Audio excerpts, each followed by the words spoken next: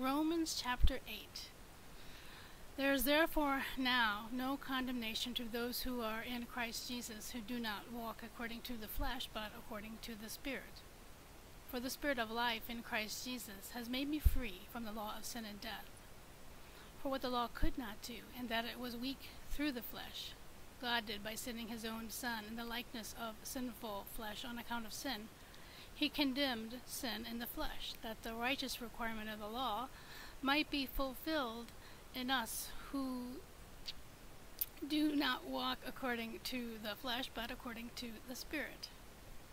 For those who live according to the flesh set their minds on the things of the flesh, but those who live according to the Spirit, the things of the Spirit. For to be carnally minded is death, but to be spiritually minded is life and peace. For the carnal mind is enmity against God, for it is not subject to the law of God, nor indeed can be. So then those who are in the flesh cannot please God. But you are not in the flesh, but in the Spirit, if indeed the Spirit of God dwells in you. Now if anyone does not have the Spirit of Christ, he is not his. But if Christ dwells in you, the body is dead because of sin, but the Spirit is life because of righteousness. And if the Spirit of him who raised Jesus from the dead dwells in you, then he who raised Christ from the dead will give life to your mortal bodies through his Spirit who dwells in you. Therefore, we, brethren, we are debtors, not to the flesh, to live according to the flesh. For if you live according to the flesh, you will die. But if by the Spirit you put to death the deeds of the body, you will live. For as many as are led by the Spirit of God, these are sons of God.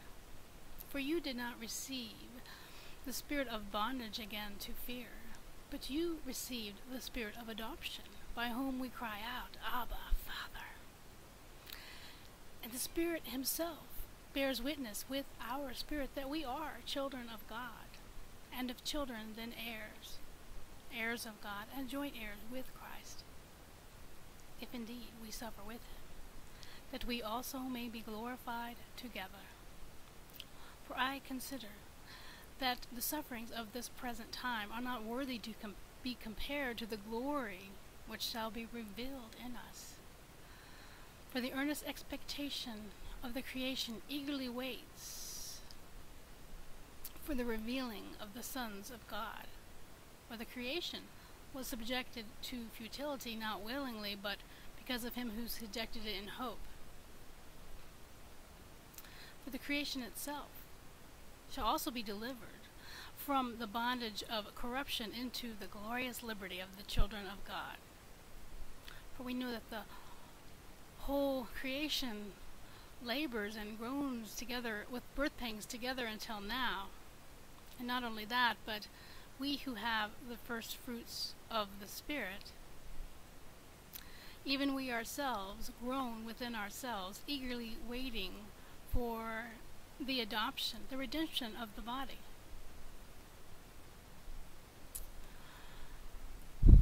For we were saved in this hope. But hope that is seen is not hope. But why does one still hope for what he sees? But if we hope for what we do not see, we eagerly wait for it with perseverance.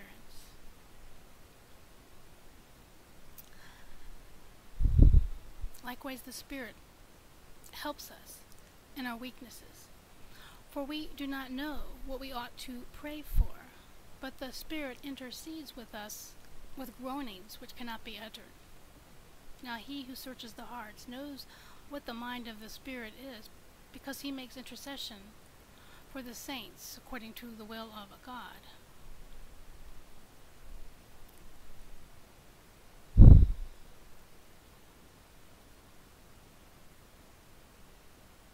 And we know that all things work together for good to those who love God, and who are the called according to his purpose.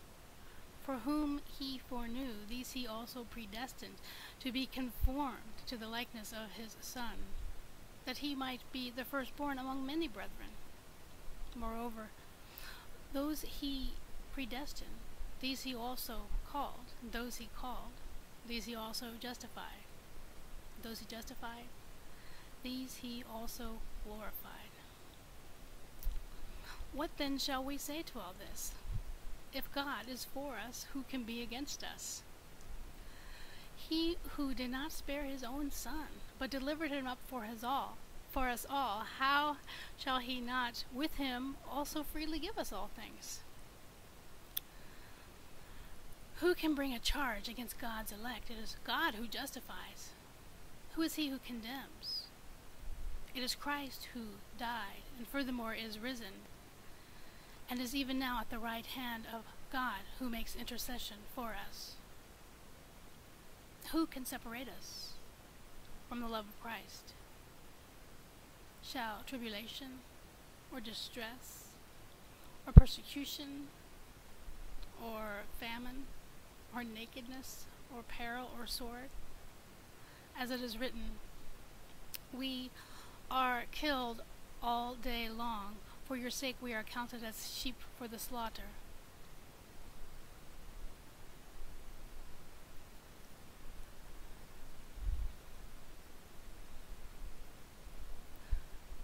For I know that we are, in all these things, we are more than conquerors to him who loved us. For I am convinced that neither death, nor life, nor angels, nor principalities, nor powers, nor things present, nor things to come, nor height, nor depth, nor any other created thing shall be able to